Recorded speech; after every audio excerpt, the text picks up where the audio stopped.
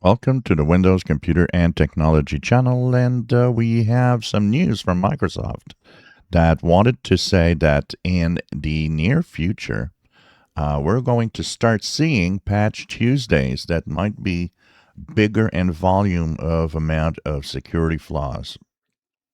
And they say the reason behind this is that they are now using good AI models that actually scan Windows code and find the security flaws.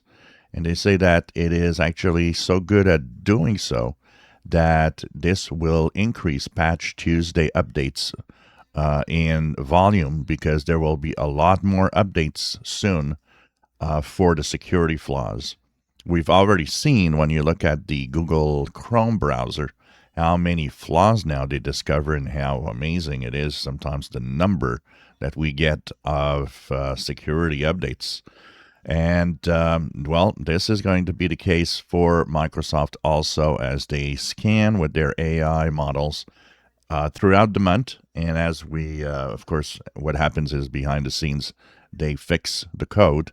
And what we'll see in Patch Tuesdays will be the result of the scanning, fixing, and that means be prepared for bigger Patch Tuesdays in the months ahead as there are more and more security flaws that will be discovered thanks to AI.